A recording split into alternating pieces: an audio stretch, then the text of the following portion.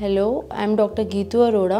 मैं consultant ENT surgeon work करती हूँ दिल्ली हॉस्पिटल और नर्सिंग होम में।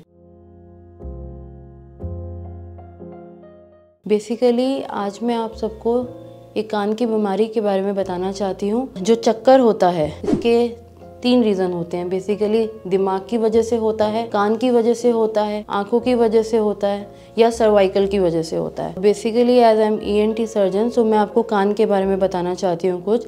जो चक्कर होता है वो कान में कुछ केमिकल्स होते हैं, उनके इम्बैलेंस की वजह से आता है। अगर आप बैठ के उठते हैं या करवट बदलते हैं तो उसमें चक्कर बढ़ जाते हैं, चक्कर आते हैं। कान में कुछ केमिकल्स होते हैं, बेसिकली सेमी सर्कुलर कैनाल होती है जिसमें यूट्रिकल और सैक्यूल उसके पार्ट होते हैं। तो यूट्रिकल सैक्यूल के एज अ बैलेंसिंग ऑर्गन है, इसका इम्बैलेंस होता है तो चक्कर आते हैं। ठीक है, चक्कर आते हैं तो उसके साथ एसोसिएटेड सिम्टम्स रहते हैं कि कानों में आवाज़ें भी आती हैं, पेशेंट को सुनाई में भी दिक्कत होती है। जो पोजिशनिंग वर्टाइगो कहते हैं इसको, जो करवट लेने या बैठ के उठने की वजह से चक्कर आता है, इन मेडिकल टर्म्स इसको BPPV कहते हैं, बेनाइन पैरोक्सिस्मल पोजिशनल वर्टाइगो। सो BPPV में बेसिकली आपको एक एक्सरसाइज कराई जाती है जिससे आपके चक्कर में सुधार आता है। सो अगर आपको चक्कर से रिलेटेड कुछ भी बीमारी होती है तो आप दिल्ली हॉस्पिटल और नर्सिंग होम में आके दिखाइएगा।